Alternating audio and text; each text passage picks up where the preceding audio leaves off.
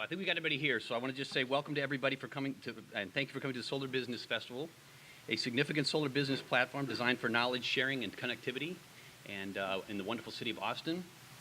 My name is David Scally Jr., and I currently work with Freedom Solar Power. I've become our service manager. In solar, a lot of times everybody kind of overlooks the fact that once the solar is installed, you need somebody to go out and work on when there's a problem. So we're one of the houses that are developing that program and taking that on. It's quite a program. Just in our house alone, we have over 1,300 installations currently out there and active. So we get a lot of calls from other people with their systems, and it's just something that so far we can't even keep up. So a lot of growth there, potential. A couple little things. This morning, I'm walking out the door of the hotel, and I looked down and something felt funny. The entire left sole of my shoe collapsed into a powder dust at the hotel. I'm leaving little trails. I promise it's recyclable, but be grateful for shoes today. Just be grateful for anything today. It's shoes. So a couple of things that I want to make sure we address. I'm going to do a group mantra, and we're all going to do this together. So everybody take out your cell phone. All right, Star Trek fans. And we're going to put our buttons on stun, known as silent. Please, everyone, can we do that right away, just so we can make sure we're all good there. I know you just tend to forget or take for granted, but, and audio-wise, is it okay in the back of the room there? Everybody can hear me okay? Okay, all right, good. One thing I want to point out, there is a great app, if you have not downloaded the app yet. It's really, really nice to have it on the phone. It'll help you get through the day's events and all that. If you haven't downloaded it yet, it downloads real fast. It's WOVA. There's a link there. I won't go into that too much now because we want to keep rolling, but just let me know if you need help getting that app. It's really nice to see the event there. A lot of us have already been talking with each other on the messaging center on that, so it's been real fun to do that. And speaking of networking, I want to really emphasize that this is an opportunity of an event like this to meet a lot of really important, prominent people. You're important too, so it's important to get yourself out there, talk to people, network with people. We've got the exhibit tables out there. There are a lot of folks and a lot of channels of important energy in solar here today in terms of just channeling and networking. And a couple things, Wi-Fi, there is Wi-Fi complimentary down in the lobby and at the Starbucks restaurant. We got the mobile phones on silent, so we're good there. If you need to smoke, down by where the check-in table was, there's a little outdoor patio there that you can step outside for smokes if anybody needs that. Restrooms are sort of just around the corner here, so that's sort of this is sort of going to be a little cubby for the day. Salon A and B is the food room, and then over there is where the restrooms are. Social media, if you want to use hashtag SBF Austin 16, that'll bring up as far as like Twitter and those kind of things. If you have any other questions about the event, ask myself or anybody that you see with the tags on, and you can go to there's a little desk there, the registration desk. That's also a good place for the questions. So, and I want to thank Global Attain and Global Attain Advancement and the Planning and Steering Committee members for putting together this great platform that we've got going on today. We hope to make this an annual event. This is the inaugural event, so thank you all again for being part of that. And so I want to start the proceedings now and get going so we can stay on our time session. I know everybody's got other things as well. So our opening session features 3 keynote speakers. But I want to ask you to just hold the applause till after all 3 of them speak, and we're going to give them a really long applause and a really good applause. But we're going to start now with, I'm going to bring up Mr. Will Wynn. And Will is the award-winning recent 2-term mayor of Austin, Texas, who led the city's lauded transformation for most of the past decade. So a lot of what we're seeing in Austin today and why it is what it is today is because of this man. He is a dynamic and sought-after speaker on topics ranging from energy and sustainability to innovation and creative cities. He consults with and advises on a number of governments, utilities, and private entities, and on issues related to energy policy, downtown revitalization, public health, and the creative class. Again, hold your applause. Will? And we'll kind of have to speak toward the mic for everybody so we don't have the lavaliers working. So. Yes, sir. Well, thank you, David. So I'm giving, this is not a keynote, this is a 5-minute welcome. I do see a handful of familiar faces, and just thumbing through the program, I see there's a bunch of Austin folks here, so I don't need to welcome you, but for our out-of-town guests, a big welcome to Austin. We're very proud of the spot that Austin finds itself in. It's, a big growing city, lots of complications, growth is sort of a double-edged sword, but we're pleased with all the innovation that we've seen the last decade or so here. I apologize for the weather this weekend. This is going to be our coldest and our wettest weekend of the year. I guess we need the water, but it's going to be a crummy weekend to try to see the sights. Quick little sort of snapshot of Austin. I was elected in 2000. My background was architecture and commercial real estate development, so I had a vague understanding of material science and energy consumption of buildings primarily, right? So I get elected in 2000. Austin already had a significant, what I'd call environmental ethos in our community. I sort of ran as a environmentalist in some ways for office. I get elected in 2000. Austin owns its electric utility, Austin Energy. It's the 6th largest public power utility in the country now. It's not rare, but it's also not very common for cities to own them. San Antonio owns theirs. Los Angeles, Detroit owns theirs, but most cities, the rest of Texas, if you live in Houston or Fort Worth or Dallas or El Paso, you have a private investor-owned utility, right? Well, so we own Austin Energy, and I just happened to ask. So I'm curious. At the time we were probably 6,000 megawatts of generation, something like that, fully integrated, vertically integrated utility. Owned a nuclear power plant, a big honking coal plant, handful of gas turbines, and we had 0 renewable energy in 2000. 0. And that sort of surprised me, right? I said, well, let's try to do something about that. At the time, 2000, California had the most wind power as a state in the U.S. Had 2,700 megawatts of wind in 2000. Texas had 0. So we ended up, have made a proclamation that despite Austin's growth, Austin's the fastest growing big city in the country, doubles the population about every 23 to 27 years. It has for 170 years. Is that despite our growth, we weren't going to deliver another kilowatt hour, an additional kilowatt hour of carbon-based electricity. We were going to figure out conservation and then look to renewables after conservation. I was able to, Bill, sign the purchase power agreements for 7 wind farms from 2000 to 2009. Austin Energy has contracted for maybe 3 more since then, I think. Late in my tenure, about 2007, I signed the PPA for at the time, the country's largest PV farm. It was going to be 30 megawatts, 327 acres just to the east of Austin. Because of the financial crisis that hit in 2008, the developer had to sort of completely restructure their end of the deal. It didn't open until 2011. By then, there were a couple larger ones. There had been several 50 megawatt farms built. But I was proud that Austin was this first and largest at the time. We instituted a very aggressive solar rebate program. And I was just telling Jeff, so I instituted it in 2003, and we as Austin Energy, not as the city of Austin, we as would pay you, the homeowner, cash money up front, or as you finished your installation. $4.50 a watt was our cash rebate.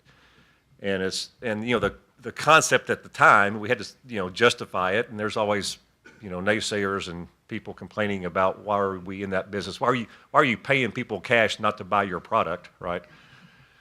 But our thought was that, well, it's $4.50 today, but with hopefully material science advances and technology advances and much larger market penetration with solar, small scale, residential and small scale commercial solar, then we're going to see the price come down, and we won't have to keep paying $4.50 as a rebate. And remember, at the time, that in round numbers, that would buy the payback period.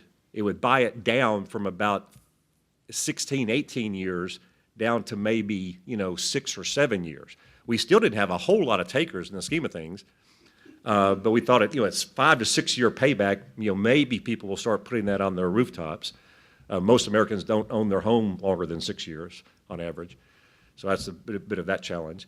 But over time, we kept watching it. By the time I was leaving office, we were dropping the rebate proportionately, right, to the fact that developers were, delivering installations at far cheaper cost than they had in 2003.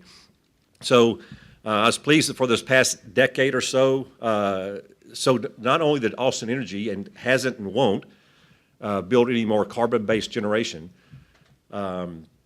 we also really addressed a lot of programs on our demand side management piece of the puzzle. So Austin Energy has really an award-winning series of programs, a whole Chinese menu really, of how we can help you as a consumer reduce your consumption of electricity. And we've seen, just products and home appliances, the building trades, homes that are built today everywhere, but particularly in Austin, are dramatically more energy efficient than they've ever been.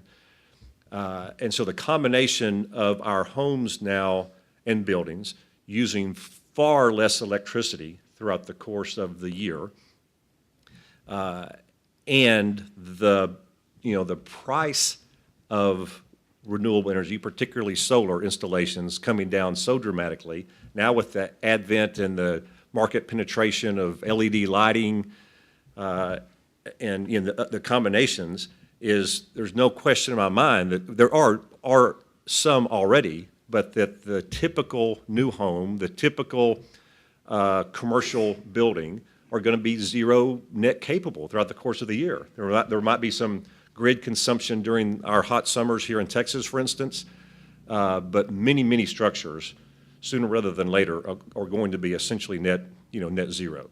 And a big part of that, of course, is the delivery of renewable energy. And so pleased that Austin gets to host this event. Pleased to see some old friendly faces and new ones.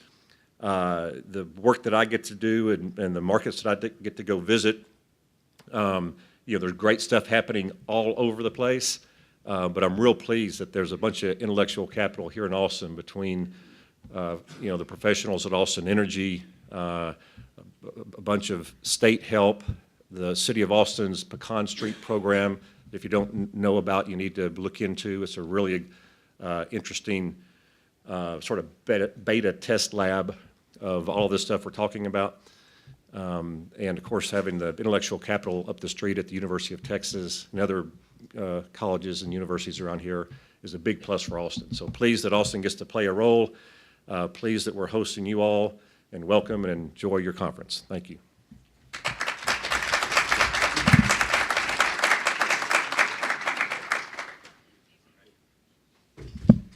All right. Thank you, Mayor Will Wynn. Our next speaker, Jeff Wolf.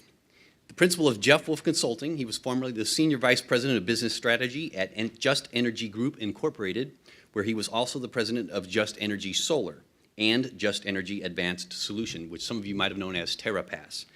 Just Energy is the largest independent retailer of electricity and natural gas in North America. I imagine a lot of people didn't know that. They are serving deregulated regions across the U.S. and Canada, as well as in the U.K. Jeff is leading the creation and development of transformative business activities in retail energy. Jeff, come on up, please.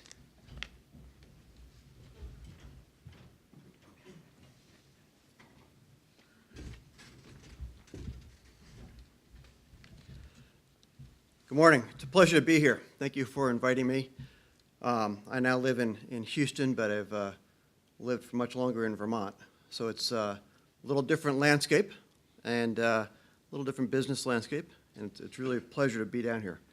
I've only got 10 minutes to predict the future. So that means I can't get very much wrong because I don't have time. So I had my entire speech written before the election. Actually, that's not true. I didn't have my remarks written before the election, but it really wouldn't have mattered because solar is not only here to stay regardless of politics. Solar energy is now shaping politics because every politician I know likes jobs.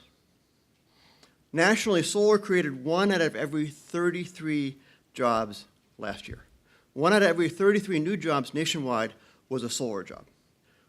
The 7,500 people working in Texas in solar today is a larger number than the number of people who operate the coal-fired power plants in Texas.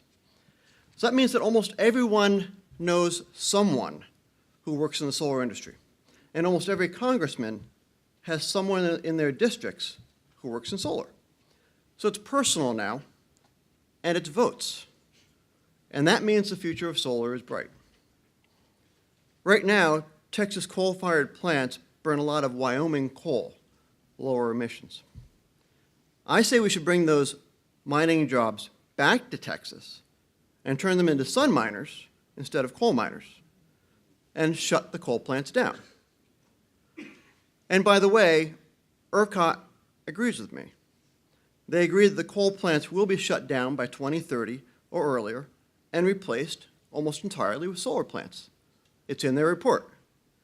The only thing ERCOT got wrong, everybody gets it wrong, is the speed of price reduction in solar, which will make coal uneconomical sooner. No government agency has ever accurately predicted how fast the price of solar will decline. We always beat projections. I got into the solar industry in 1998 and sold systems for $18 a watt in Vermont, where we have 2/3 the sun. Cash up front. You get really good at asking for big checks. And you get to be a really good salesperson because there isn't a payback at that point. Or the payback, as I used to say, it's instantaneous. The first time you see that meter spin backwards, payback. Now we're at 20% of that for the most expensive residential systems and 6% of that cost for utility projects. And solar is the cheapest new power Texas can construct, even if natural gas is basically free.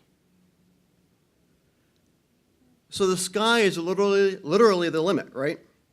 Maybe, but there are some dark clouds, like today. So first, the biggest enemy of solar is solar. As I just mentioned, we succeed faster than anyone can imagine, and that causes failure. When we install more solar faster than dreamed in Texas, guess what? We will have the duck curve flying in. Except that in Texas, it will be the Texas state bird, the mockingbird, the northern mockingbird, which will mock our success. We'll have increasing interconnection queues for utility projects. And as residential takes off, we'll get increasingly long lines for utility approvals. You can say, not in Texas, but it has happened in every other state. And yes, traditional power sources will be behind the push to, quote, ensure grid safety, their code for obstructionism. It's happened in every state so far. We will run into transmission and distribution capacity constraints. A lot of transmission and distribution capacity in Texas right now. We will eat it up and go beyond it. Start supporting T&D projects now. Don't wait. They take a long time. The second biggest enemy of solar is the biggest industry in the world. Why have small enemies? The fossil fuel industry. Yes, they sometimes play nice, and they can be great partners at time. I was a BP solar distributor back in the day. But make no mistake, the industry as a whole does not want solar to succeed as anything more than a small percentage of our power supply. This has nothing to do with climate change or climate denial. Solar is simply a competing energy source, and the fossil industry does not want to give up market share. Whereas we see a future of 100% wind, water, and sun, they see a future with carbon capture and storage. I don't dislike carbon capture and storage, but that will be a far more expensive solution, and we have never deployed or developed CCS at scale. But regardless, the fossil industry will use their muscles to create problems, obstructions, cost impacts, and restrictions, as they have in every other state. You will see AstroTurf opponents, folks who look like grassroots but are funded by outside interests, will delay projects and increase costs. You'll see more regulation. More regulation will be created, even in Texas, as our opponents seek to maintain their less competitive industries. That's also why we need a strong residential market in Texas to help build that grassroots, true grassroots support for solar of all scales. I've always been a fan of all scales of solar. And we're never going to get net metering in Texas. But the good news is we're never going to have a big net metering battle in Texas. And we'll just figure out how to do it without it. So what are the key megatrends for the solar industry in Texas over the next 5 years? First, we will not be the solar industry. Minimally, we'll be simply a part of the energy industry. When there are no special subsidies for solar, and SRECs have almost no value, as is the situation in much of Texas, we are simply competing in the electric industry. That goes for utility scale and residential scale. Yes, people will pay more for power. They already pay more on some choice plans than other choice plans. And a good salesperson sells value, not price. But we'll be able to compete on both value and price moving forward. This will make us stronger, and as we hit ever-decreasing price points, the addressable market becomes almost unlimited, and we don't run into that net metering cap issue. Second, we will be in the solar plus business, not the solar business. Utility solar alone will not provide sufficient value on the ERCOT system. We'll need to add ancillary services, which will eventually be valued by ERCOT, and those are rulemaking proceedings you should all be involved in. Solar alone will not capture enough benefit for residential customers outside of, say, the first 100,000. And we are thinking big here, right? Outside the first 100,000 early adopters. To reach our first 1 million residential customers in Texas, we'll need energy storage, smart homes, and conservation all rolled into an e-home, which will include all the services and various energy sources provided, all wrapped into one monthly bill. Got to make it easy. Residential is all about service and price in that order. More services allow for increased price. As the duck curve, or perhaps the mockingbird curve, appears, existing fossil fuel-powered operational hours will be reduced, cutting profitability of those plants while also increasing fixed cost per megawatt hour generated. The effect of this will be to make solar plus storage cost competitive, first against natural gas peakers, then against coal, then against natural gas combined cycle plants. Jim Robo, president of NextEra, has said that after 2020, I believe, he doesn't see another natural gas peaker being built in this country because of solar plus storage. That's not me, that's Jim Robo. Last, but by no means least, is climate change. Of course, you all know climate change is not really the problem. The problem is, political statements aside, we know what causes climate change, but we fail to stop it. That's the problem. We keep on releasing increasing amounts of CO2. But the Paris Agreement will create action, and it will create action to reduce CO2 emissions in the U.S. despite our death wish politicians, because business is taking the lead. The number of multinational business leaders who have committed to strong carbon reduction goals is growing weekly. Look at the website WeMeanBusinessCoalition.org for a list, for one of the lists of the hundreds of companies who are pledging and making public commitments. And these companies are pushing their own requirements down into their supply chains. When you have a Ford dealership, this was recently announced, in Central Texas, install solar because they want to project a green image, we are witnessing a sea change in business, marketing, and therefore customer desire. When I got into solar in 1998, I had a revolutionary idea. And that was to sell solar like Ford sells trucks with sex and sizzle. Instead of the guilt trip, you should do this, which everyone else was using. Now in 2016, Ford is selling trucks like some people sell solar, with an environmental message and action. So here are my predictions for 2021, 5 years from now. Solar will be regularly contracted at $25 per megawatt hour for 10 to 15-year PPAs. That's 2.5 cents per kilowatt hour. Yes, I know the ITC is declining by then. Energy storage will be available at less than $50 per megawatt hour in 500 kilowatt blocks, and cheaper for larger systems. The cost to serve an integrated residential customer with solar plus storage and other services will be similar to the cost to serve that customer with similar services from the traditional supply. Residential and commercial customers who do not want to or who cannot install solar at their facilities will be able to lock in 5, 10, or 15-year power agreements at fixed rates with 100% renewables at competitive pricing coming from their deregulated supplier. Texas will be the largest solar market in the U.S., installing over 5 gigawatts a year with close to 100,000 workers. It will be an enormous political force in Texas. 100,000 jobs owns the state. Solar has already won the war by 2021, but there will be lots of battles between now and then. Texas is the Lone Star state. Let's use the sun, our lone star, to power it. Thank you.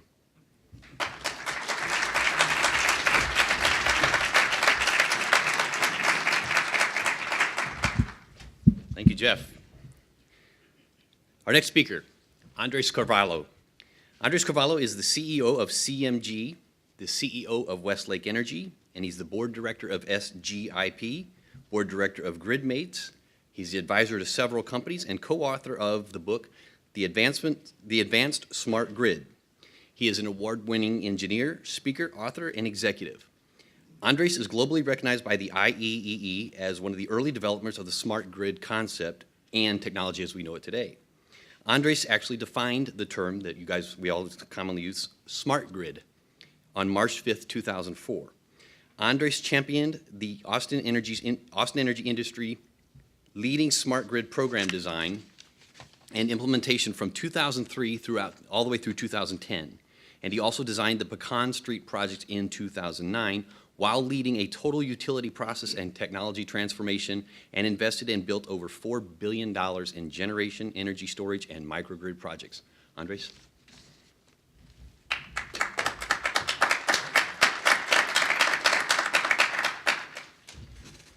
Thank you. Well, it's a tough act to follow. A former mayor and my leader, the chairman of the board at Austin Energy, when I was building everything he wanted to build, and now a future gubernatorial candidate. You're going to be running for office. I get to be the engineer and maybe share some interesting things. So after leaving Austin Energy, writing the book with my co-author John. Where's John? Raise your hand. Yeah. We decided to start a company called CMG to really do consulting and really accelerate this whole vision at Austin Energy, which to me was really refreshing when I met the management team at Austin Energy in 2002, and I agreed to join in 2003, and they were telling me everything that has been happening. This is exactly what they said to me in 2002 in my job interview. The utility business model is going to change. Monopolies are unsustainable. Green energy is going to dominate. Distributed energy will be everywhere. Electrification of transportation is going to happen.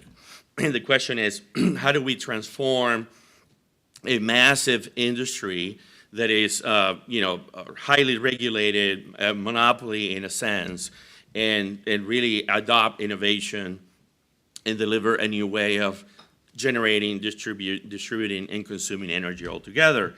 And the answer back then, what they wanted was, to hire me to free up cash from the sort of the monopoly by automating the company, so that we could then go and experiment in these new things. Because who's going to pay for it? It's always the bottom line of everything. Who's going to pay for it? So since then, we have been doing a lot of projects. There's 21 of me in the company. And anybody familiar with CMG? No? A few? Okay. You have to go to the website, 512cmg.com. There's several great resources. There's a free paper that you should read called Distribution Becomes Evolution, Creating Value-Based Utilities. It shows you all the business trends and the technology trends of what's going on in the industry. And then more recently, before the election, we released a white paper called Presidential Victory Must Deliver Smart Grid and New Power Utility Business Models, and basically a study and assessment of both campaigns and their energy policies and what they should be doing, whoever wins. And I think our recommendations have been taken seriously, were taken seriously by both camps, and hopefully the winners will deliver on it. But interestingly enough, I'm going to take you sort of macro on the vision from Austin to Texas to what's going on in the world. So to me as an engineer, this is not about religion and about who is good and who's bad and policy and all that. This is about how we figured out innovation and how we evolve as a society. So interestingly enough, there are some key trends to keep watching eventually of how this is all going to happen, this miracle going to get paid for, and how is it going to get built. So in 2004, the amount of clean tech global investment was $62 billion. And the price of a barrel of oil was roughly $37. Take you all the way to 2008, pre-crash of the financial markets, and the global clean tech investment amount of dollars grew from 62 billion to 208 billion, and the price of oil went from $37 to $146. Crash happens. There's a reset on 2009. And the investment of oil, the price of oil crashes from 146 to roughly $40 in 12 months. Yet the investment of clean tech continues to today, where the investment of clean tech hit a peak last year of $329 billion globally, and the price of oil is back to in the 40s, $50 right now. Right? So interesting trend there is that it was believed that if oil was high, then investment in clean tech would happen because oil was high. Well, since 2009, I can tell you that's no longer the case. That's a lie. The investment on clean tech is happening because it is a viable way of making a living and generating, distributing, and consuming energy better than anything else, period. Nothing to do with politics. So let's talk about cost. The mayor and Jeff talked about cost. So global wind cost has gone down. This is global wind cost, all in onshore wind levelized cost. In 1985, that's how long wind has been around, 1985, a megawatt hour dollar was $512 megawatt hour. And today that cost is just about $30. Big drop, right? In fact, since 2009, the drop has been 50%. So since the dip of oil, that drop has been 50%, which just keeps driving the investment into the industry, right? So solar, again, global numbers. Solar has been around for a while too. You may not remember it, but so for those of you that claim to be the solar pioneers, well, you're standing in a lot of people's shoulders. Solar started in 1976. And the cost of a solar PV dollar per watt was almost $100, okay? And obviously today, it is in many cases delivered at about 80 cents and going down, plummeting, right, at a very fast pace. In fact, solar price has gone down 80% since 2008. So again, as the price of oil crashed and quote unquote clean tech was going to stop, it's the opposite. It's accelerating. Why? Moore's law, innovation, material science breakthroughs, more investment, a real business being built. So another interesting data point. Renewable energy adoption in the planet. Who was doing what? How many programs? Who had feed-in tariffs? Who had net metering or anything else? In 2000, there were only 8 countries that were doing this aggressively. US, Australia, Germany, France, Italy, and the UK. by the year 2016, all but 50 countries are knee-deep into this transformation of soil tariff, feed-in tariff, net metering, deploying solar panels everywhere, auctions going. There are roughly right now 70 countries having solar auctions higher than 2 gigawatts. So if business is not good in Texas for you and you love solar, the planet wants you if you're not having a good time in Texas, okay? There's plenty of work somewhere else about this industry. Now, it's specifically in the US, it's interesting. The PTC, the production tax credit, and the ITC, the investment tax credit, got extended, right, from 2016 to 2021. So what does that mean to the bottom line? Well, it's interesting. So on the PTC side, the PTC is only adding 19 gigawatts of wind from 2016 to 2021.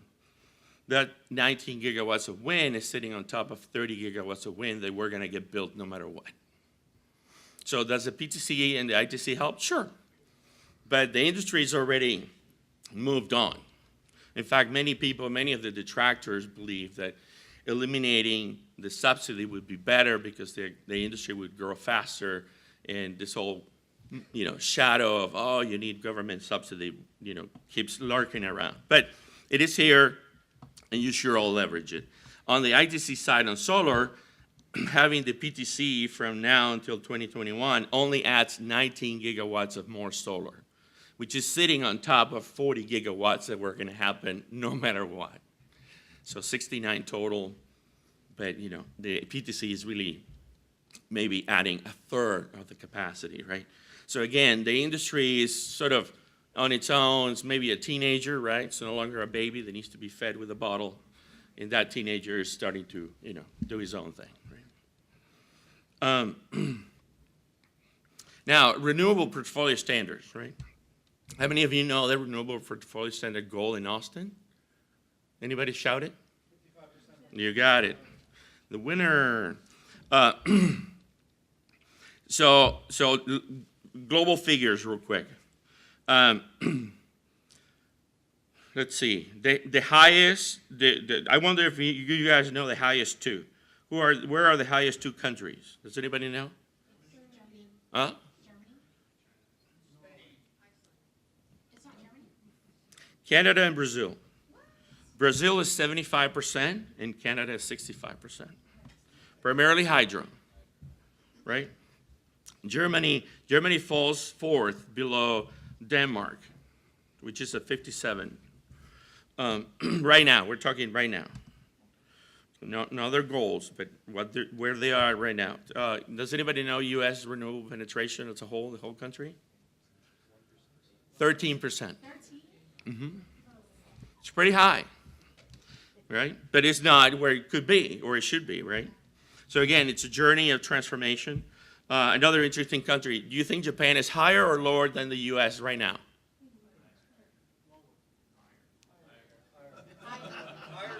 23% China. Anyway, just helping you realize what's happening in the world.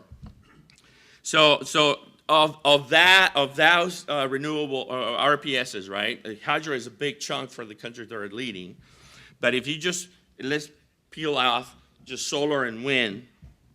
The solar, and just I don't have all the data, but the data that I have is how fast is solar doubling as a percentage of the RPS. So in the last 15 years, solar has doubled 7 times as a percentage of the global RPS. And wind has doubled 4 times as that, a percentage of the RPS, right? Another interesting fact that is really important.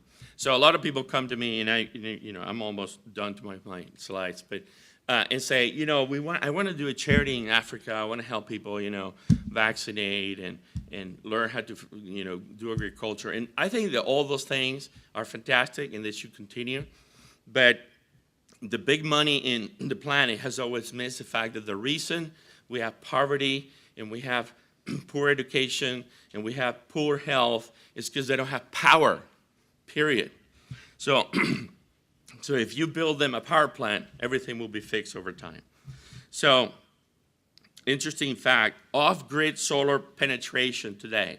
So I know somebody off a utility like in Austin, but rural, middle of nowhere. So in 2010, there were only 1 million people benefiting from solar power at their home. And these are systems that are less than 10 watts. And on the large scale solar systems, it would be anything above 10 watts. So by 2016 today, there are 36 million people on the planet living off-grid, 100% solar, for however many hours they can leverage that. Obviously, energy storage will help that equation long term. And the estimate is by 2020, there will be about 150 million people on the planet living off-grid, 100% solar. So 2 more interesting data points. Global solar wind forecast. So, there are many opinions that I have here, charts from all over the world. The most aggressive chart penetration is that solar will grow, wind will grow 5-fold from where it is today. And so to a total of 2,000 gigawatts globally. And that solar will pass wind 5 years from now globally, and will go to be 4,000 gigawatts globally, solar generation. So it will totally dwarf wind as a solution. And that includes both central, utility scale, and retail. The other important trend about all this, and how many of you are Tesla fans, Elon Musk fans? Okay. Anybody read his book, biography? You should all read it. So clearly energy storage is the holy grail, and it helps wind and solar to create the concept of, I used to call a challenge that I used to talk jokingly within Austin Energy hallways, that why aren't we building the perfect clean power plant, 1 megawatt solar wind energy storage? And nobody has taken me up on that. They're still thinking about it and they're afraid of it, but many people are, should be working on it. But another price drop dramatically, right? Again, a lot of innovation going on. So a kilowatt hour dollar of lithium ion batteries in 2010 was $800 per kilowatt hour. And that's down to roughly, $1.50 right now.